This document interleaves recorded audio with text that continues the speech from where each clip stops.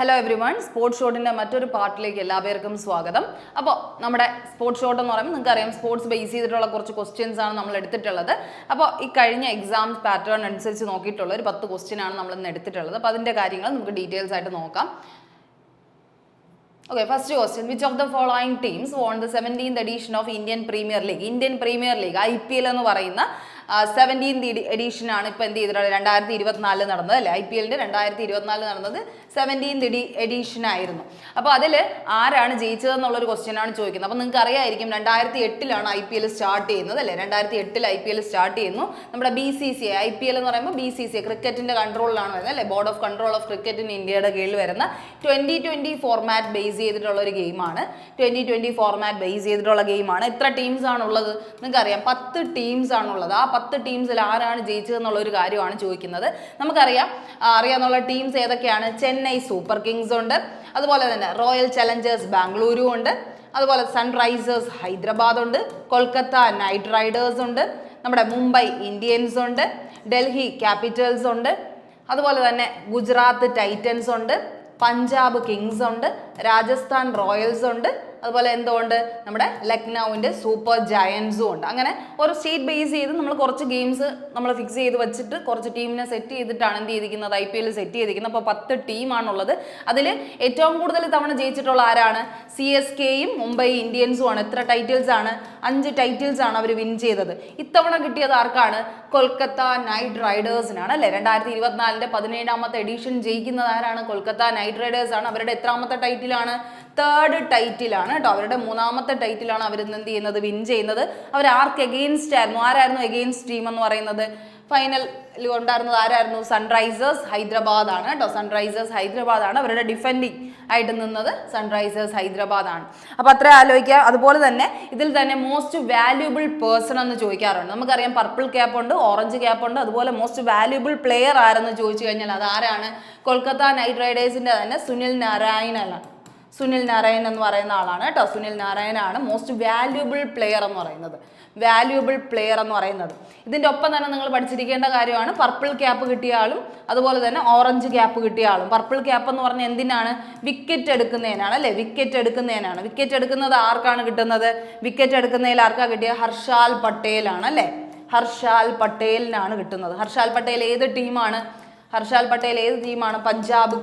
Punjab Kings ആണ് അല്ലേ. പഞ്ചാബ് കിങ്സിലാണ് ആര് വരുന്നത്? ഹർഷാൽ പട്ടേൽ വരുന്നത്.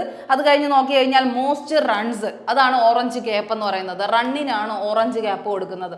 റൺ ആർക്കാണ് കിട്ടിയത്? കോഹ്ലിക്കാണ് അല്ലേ. വിരാട് കോഹ്ലിക്കാണ് കിട്ടിയത്. വിരാട് കോഹ്ലി ഏത് ടീമാണ്? RCB ആണ് അല്ലേ. റോയൽ ചലഞ്ചേഴ്സ് ബാംഗ്ലൂരുവിലാണ് കോഹ്ലി ഉള്ളത്. അപ്പോൾ ആർക്കാണ് കിട്ടിയെന്നും പഠിച്ചു വയ്ക്കുക. അപ്പോൾ അതാണ് ചോദിച്ച question. 17th edition Indian premier league ആര് ജയിച്ചു? Kolkata night Riders. ഓപ്പോസിറ്റ് ആരായിരുന്നു? സൺറൈസേഴ്സ് ഹൈദരാബാദ് ആയിരുന്നു. ഇത്രയും കാര്യങ്ങൾ ആലോചിക്കുക.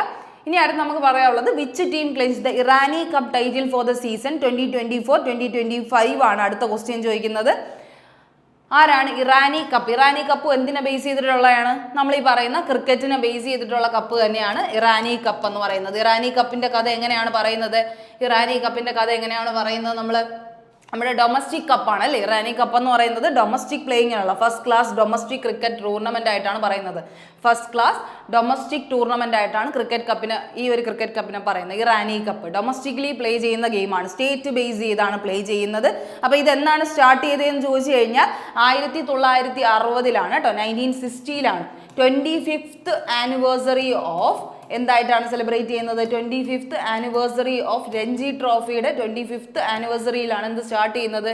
ഈ പറയുന്ന നമ്മുടെ ഇറാനി കപ്പ് സ്റ്റാർട്ട് ചെയ്യുന്നത്. ഇറാനി എന്ന് പറയുന്ന ഒരു ക്രിക്കറ്റ് നമ്മുടെ BCCIയിൽ ഉണ്ടായിരുന്ന ഒരാളുടെ പേരിലാണ് എന്ത് ചെയ്യുന്നത്? ഈ കപ്പ് തുടങ്ങുന്നത് തന്നെ കേട്ടോ. 1960 25th ആനിവേഴ്സറി ഓഫ് രഞ്ജി ട്രോഫിയിലാണ് സ്റ്റാർട്ട് ചെയ്യുന്നത്. അപ്പോൾ രഞ്ജി ട്രോഫിയിൽ ജയിച്ച ആൾക്കാരാണ് ഏതിലേക്ക് എടുക്കുന്നതെന്ന് പറഞ്ഞു കഴിഞ്ഞാൽ നമ്മുടെ ഈ പറയുന്ന ഇറാനി കപ്പിൽ കളിക്കാനായിട്ട് എടുക്കുന്നത്. അതിൻ്റെ അർത്ഥം പറഞ്ഞു കഴിഞ്ഞാൽ എന്താണ്? ഇറാനി കപ്പ് നടക്കുന്നത് ആരായിട്ടാണ്? നമ്മുടെ രഞ്ജി ട്രോഫി ജയിച്ച വിന്നറും പിന്നെ ആരുമാണ്? രഞ്ജി ട്രോഫി വിന്നറും അതിൻ്റെ ഒപ്പം ആരാണ്? റെസ്റ്റ് ഓഫ് ഇന്ത്യ ടീമാണ് അല്ലേ, ROI ടീമാണ്, rest of India team. Best ആണ്. രഞ്ജി ട്രോഫി എന്ന് പറഞ്ഞാൽ ഡൊമസ്റ്റിക് ഗെയിമാണ്. അപ്പോൾ എന്താണ്, രഞ്ജി ട്രോഫിയിൽ ജയിച്ച ഏത് സ്റ്റേറ്റ് ആണോ ജയിക്കുന്നത് അവരും റെസ്റ്റ് ഓഫ് ഇന്ത്യ ടീം എന്ന് പറഞ്ഞൊരു ടീമുണ്ട് അല്ലേ, റെസ്റ്റ് ഓഫ് ഇന്ത്യ ടീം എന്ന് പറയുന്ന ടീമുമായിട്ടാണ്, best versus best of the best എന്ന് പറയുന്ന ആൾക്കാരുമായിട്ടാണ്, ബെസ്റ്റ് ഓഫ് ദ അതേഴ്സ് എന്ന് പറയുന്ന രീതിയിലാണ് ഏത് ഗെയിം നടക്കുന്നത്, ഈ ഗെയിം. അതായത് രഞ്ജി ട്രോഫിയിൽ ഇപ്പോൾ ആരാണ് ജയിച്ചത്, അങ്ങനെയാണെങ്കിൽ നിങ്ങൾക്ക് ഇതിൻ്റെ ആൻസർ അറിയായിരിക്കും. അപ്പോൾ ഇറാനി കപ്പിൽ മത്സരിക്കുന്ന ആരാണ്? മുംബൈ ആയിരുന്നു ഇത്തവണത്തെ രഞ്ജി ട്രോഫി ജയിക്കുന്നത് കേട്ടോ. മുംബൈ ആയിരുന്നു ഇത്തവണത്തെ രഞ്ജി ട്രോഫി വിൻ ചെയ്തത്. അതുകൊണ്ട് തന്നെ അവരായിരുന്നു എന്ത് ചെയ്തത്, ഈ പറയുന്ന ഇറാനി കപ്പ് ടൈറ്റിലിന് വേണ്ടിയായിട്ട് മത്സരിക്കാനായിട്ട് വന്നത്. അപ്പോൾ മുംബൈ ആരുമായിട്ടാണ് മത്സരിക്കേണ്ടത്? റെസ്റ്റ് ഓഫ് ഇന്ത്യ ടീമുണ്ട്. ബാക്കിയുള്ള റെസ്റ്റ് ഓഫ് ഇന്ത്യ ടീമുകളുണ്ടല്ലോ, എല്ലാ സ്റ്റേറ്റ് ബേസ് ചെയ്തിട്ട് ഓരോ ടീമുണ്ട്. ബംഗാളിന് ടീമുണ്ട്, ഗുജറാത്തിന് ടീമുണ്ട്, ഇതുപോലെ എല്ലാ ടീമുമായിട്ടാണ് ഇവർ എന്ത് ചെയ്യേണ്ടത്, മത്സരിക്കേണ്ടത്. അപ്പോൾ 1 വേഴ്സസ് 1 എന്നുള്ള രീതിയിലാണ്, അതേഴ്സ് എന്ന് പറയുന്ന രീതിയിലാണ് ഈ ഒരു ഗെയിം നടക്കുന്നത്. അപ്പോൾ മുംബൈ ആയിരുന്നു രഞ്ജി ട്രോഫി ജയിച്ചത്. അതിനുശേഷം ഇറാനി കപ്പ് ടൈറ്റിൽ ആരാണ് ജയിച്ചതെന്ന് ചോദിച്ചു കഴിഞ്ഞാൽ റെസ്റ്റ് ഓഫ് ഇന്ത്യയിലെ ഏതെങ്കിലും ടീമാണോ അതോ രഞ്ജി ട്രോഫി ജയിക്കുന്നത് മുംബൈ ആണോ ആരെന്നാണ് ചോദിക്കുന്നത്. ആരാണ് ജയിക്കുന്നത്? മുംബൈ തന്നെയാണ് ജയിക്കുന്നത് കേട്ടോ. അവരുടെ ഏറ്റവും ശരിക്കും പറഞ്ഞു കഴിഞ്ഞാൽ ഇപ്പോൾ 15ാമത്തെ വിന്നാണ് ആഫ്റ്റർ 27 ഇയേഴ്സ്.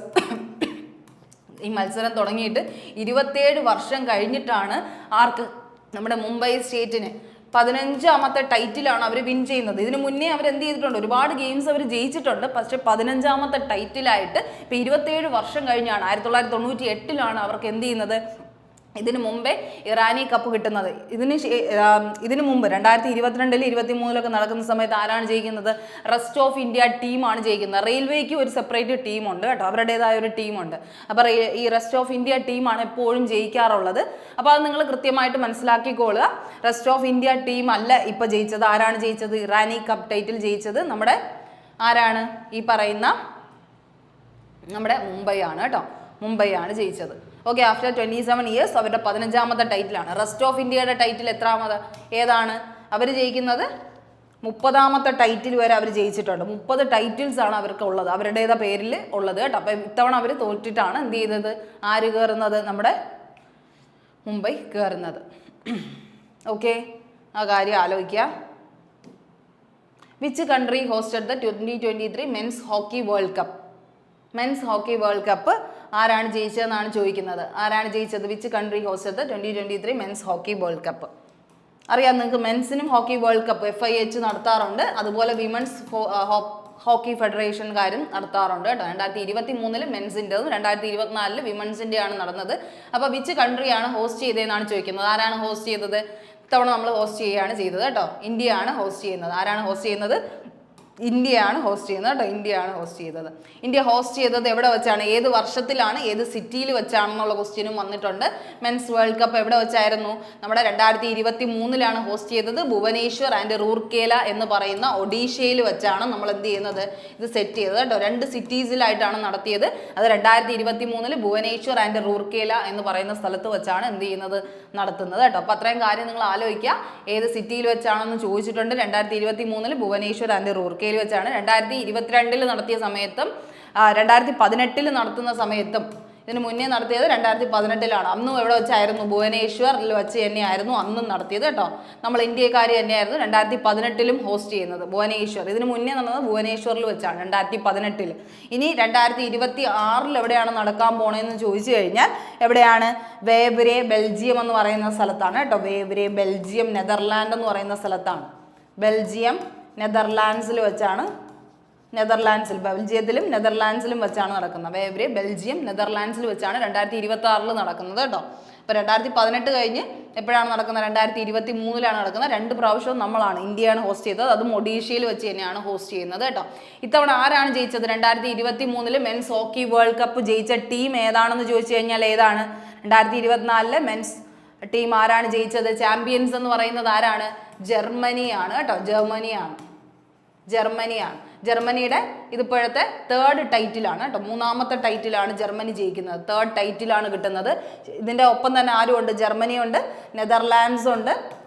നെതർലാൻഡ്സ് അതുപോലെ ഓസ്ട്രേലിയയ്ക്കും എത്ര ഇതാണ് കിട്ടിയെന്ന് ചോദിച്ചു കഴിഞ്ഞാൽ 3 ടൈറ്റിൽസ് വീതമാണ് കിട്ടിയത് കേട്ടോ. ജർമ്മനി, നെതർലാൻഡ്സ്, ഓസ്ട്രേലിയയ്ക്ക് 3 ടൈറ്റിൽ വീതമാണ് കിട്ടുന്നത്. അപ്പോൾ മെൻസ് ഹോക്കി വേൾഡ് കപ്പ് ഇത്തവണ കിട്ടുന്ന ആർക്കാണ്? ഈ പറയുന്ന നമ്മുടെ ജർമ്മനിക്കാണ്. ചാമ്പ്യൻസായി മാറിയത് അവരാണ്. ഓക്കെ,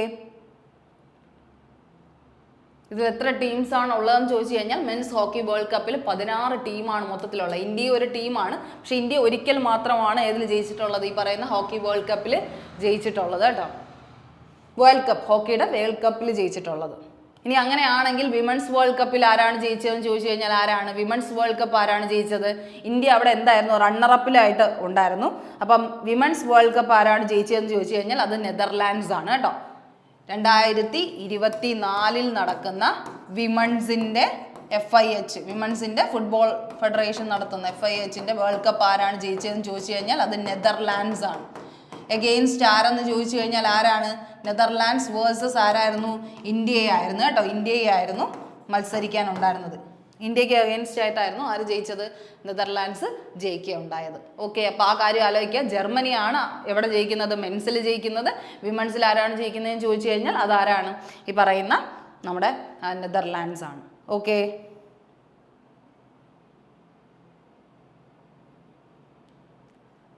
ഓക്കെ ഓക്കെ ഇത് ഇന്ത്യയിൽ നമ്മൾ പറഞ്ഞു മെൻസ് ഹോക്കി കപ്പ് എവിടെ വെച്ച് നടന്നു എന്ന് ചോദിച്ചു കഴിഞ്ഞാൽ ഇന്ത്യയിലാണ്. അതേസമയം വിമൻസ് എവിടെ വെച്ച് നടന്നു എന്ന് ചോദിച്ചു കഴിഞ്ഞാൽ അത് ഒമാനാണ് കേട്ടോ. ഒമാനിൽ വെച്ചാണ് ഇവരുടെ ഹോസ്റ്റ് കൺട്രി ആയിരുന്നത്. 2024 വിമൻസ് ഫുട്ബോൾ ഫെഡറേഷൻ നടത്തിയ വേൾഡ് കപ്പ് എവിടെ വെച്ചായിരുന്നു? ഒമാനിൽ വെച്ചാണ്. അത്രയും കാര്യങ്ങൾ അവിടെ ആലോചിക്കുക. ഓക്കെ, ഇനി അടുത്ത് which state hosted the 61st edition of the Indian national chess championship in 2024? Indian national chess championship എവിടെ വെച്ചാണ് നടത്തിയെന്നാണ് ചോദിക്കുന്നത്. എവിടെയാണ്? ഹരിയാനയിലാണ് കേട്ടോ. ഗുർഗാവോൺ എന്ന് പറയുന്ന ഗുരുഗ്രാമത്തിൽ വെച്ചാണ് നടക്കുന്നത്. അവിടുത്തെ ഇന്റർനാഷണൽ പബ്ലിക് സ്കൂളിൽ വെച്ചാണ് എന്ത് ചെയ്യുന്നത്? RSS ഇന്റർനാഷണൽ പബ്ലിക് സ്കൂളിൽ വെച്ചാണ് ഹരിയാനയിൽ വെച്ചിട്ടാണ് എന്ത് നടത്തുന്നത്? നാഷണൽ ചെസ് ചാമ്പ്യൻഷിപ്പ് നടത്തുന്നത് കേട്ടോ. അത്രയും കാര്യം ആലോചിക്കുക. അപ്പോൾ എവിടെ വെച്ചാണ്? ഹരിയാനയിൽ വെച്ചാണ് എന്ത് ചെയ്തത്? ഇത്തവണത്തെ ഇന്ത്യൻ നാഷണൽ ചെസ് ചാമ്പ്യൻഷിപ്പ് നടത്തുന്നത്. ആരാണ് ജയിച്ചതെന്ന് ചോദിച്ചു കഴിഞ്ഞാൽ കാർത്തിക് വെങ്കട്ടരാമൻ എന്ന് പറയുന്ന ഒരു കുട്ടിയാണ് കേട്ടോ. കാർത്തിക് വെങ്കട്ടരാമൻ എന്ന് പറയുന്ന ആളാണ് ആര് ഇത്തവണ എന്ത് ചെയ്യുന്നത്? ജയിക്കുന്നത്. ഇന്ത്യൻ നാഷണൽ ചെസ് ചാമ്പ്യൻഷിപ്പിൽ ജയിക്കുന്നത് കാർത്തിക് വെങ്കട്ടരാമനാണ്. Okay,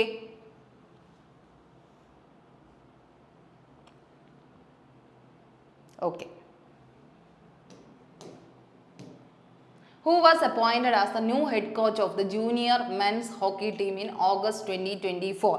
Junior men's hockey team in August 2024 men's hockey team August 24 കോച്ചായി മാറിയത് ആരെന്നാണ് ചോദിക്കുന്നത്. ആരാണ് കോച്ചായി മാറിയത്? ഏറ്റവും ഗോൾ കീപ്പർ എന്നൊക്കെ അറിയപ്പെടുന്ന ആരാണ്? നമ്മുടെ PR ശ്രീജേഷ് ആണ് അല്ലേ.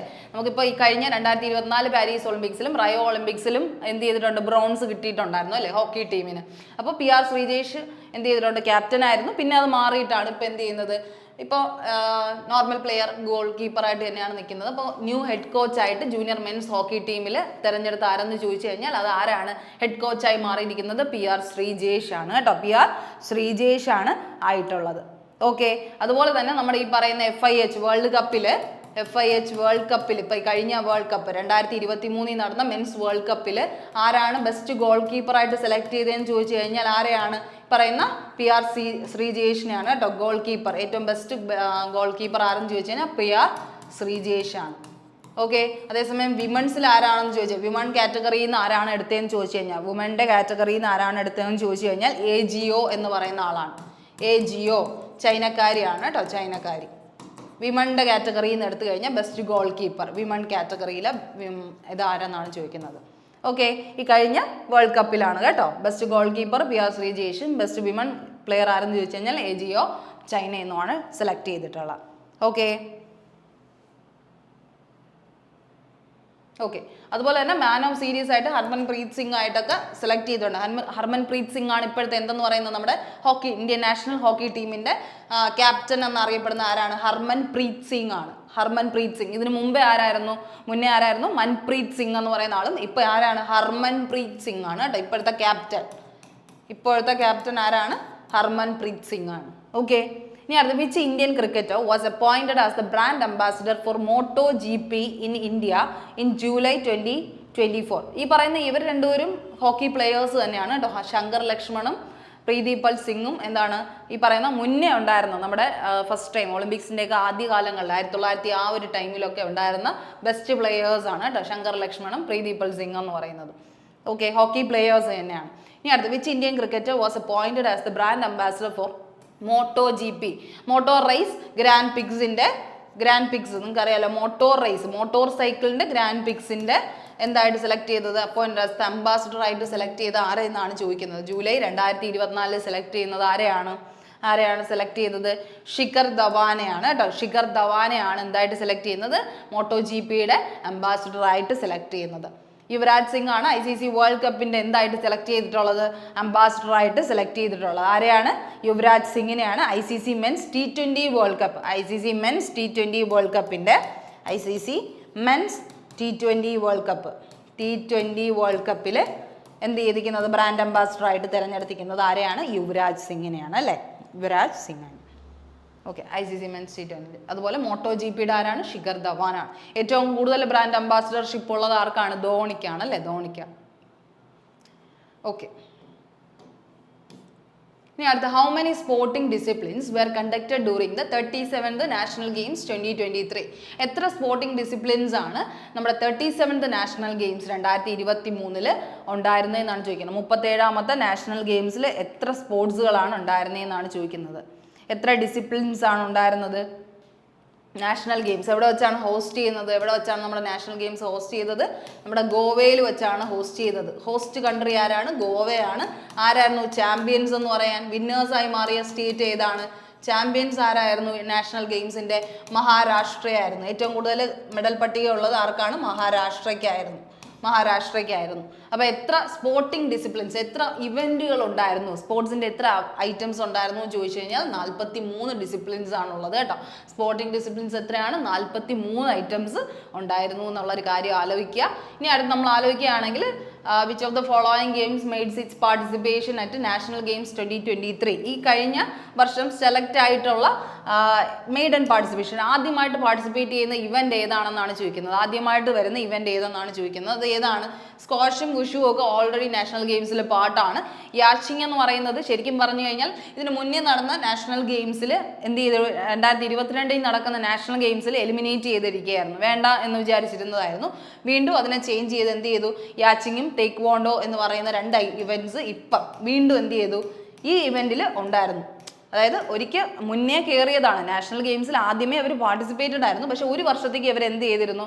വേണ്ടെന്ന് വെച്ച് നിർത്തിയിരുന്നു. വീണ്ടും 2023 ഇവർ എന്ത് ചെയ്തു? വീണ്ടും KT എന്നുള്ളൊരു കാര്യമാണ്. അത് കൺഫ്യൂസിങ് ചെയ്യാൻ വേണ്ടി ഇട്ടിരിക്കുന്ന ഓപ്ഷനാണ് ശരിക്കും പറഞ്ഞാൽ എക്സാംസുകൾക്ക്. അപ്പോൾ നിങ്ങൾ മനസ്സിലാക്കേണ്ട ബീച്ച് ഹാൻഡ്ബോൾ, ബീച്ച് ഫുട്ബോൾ എന്നൊക്കെ പറയുന്ന ഇവൻറ്റ്സ് ആണ് ഇപ്പം എന്ത് ചെയ്തത്?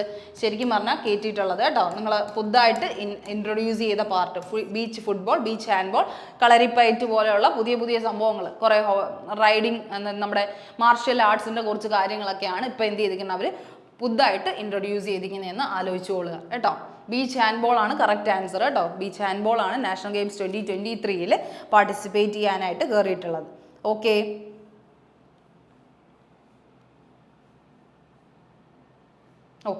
How many medals did the team of Jammu and Kashmir win in the Khelo India Youth Games 2023? Khelo India Youth Games ഉണ്ട്, അതുപോലെ നാഷണൽ ഗെയിംസും ഉണ്ട്. നിങ്ങൾക്ക് അറിയാവുന്ന കാര്യമാണ്. Khelo India Youth Gamesൽ എത്ര മെഡൽസ് ആണ് ജമ്മു ആൻഡ് കാശ്മീർ ജയിച്ചതെന്നാണ് ചോദിക്കുന്നത്. ജമ്മു ആൻഡ് കാശ്മീർ ജയിച്ചത് ഏതിലെന്നാണ്? Khelo India Youth Games എപ്പോഴായിട്ടാണ് സ്റ്റാർട്ട് ചെയ്തതെന്ന് അറിയാമല്ലോ? 2018 സ്റ്റാർട്ട് ചെയ്യുന്നത്. 2018 firstly Khelo India Youth Games start ചെയ്യുന്നത്. ഇതിന് മുന്നേ വരെ ഇത് എന്തായിട്ടാണ് അറിയപ്പെട്ടിരുന്നത്? ഇന്ത്യ നമ്മുടെ സ്കൂൾ ഗെയിംസ് ആയിട്ടാണ് അറിയപ്പെട്ടിരുന്നത്. സ്കൂൾ ഗെയിംസ് അത് മാറ്റിയാണ് പിന്നെ എന്തായിട്ട് മാറ്റിയത്? അതിനെ യൂത്ത് ഗെയിംസ് ആക്കി മാറ്റിയത്. സ്കൂളിലൊക്കെ നടക്കുന്ന സാധാ ഒരു നാഷണൽ ലെവൽ ഗെയിം ആയിരുന്നു.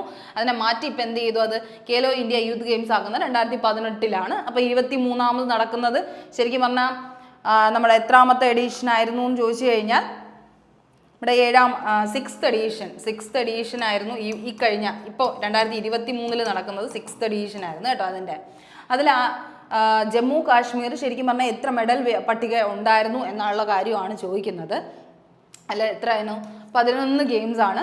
11 11 മെഡൽസ് ആണ് ആര് ജയിക്കുന്നത്? ജമ്മു കാശ്മീർ ജയിക്കുന്നത്.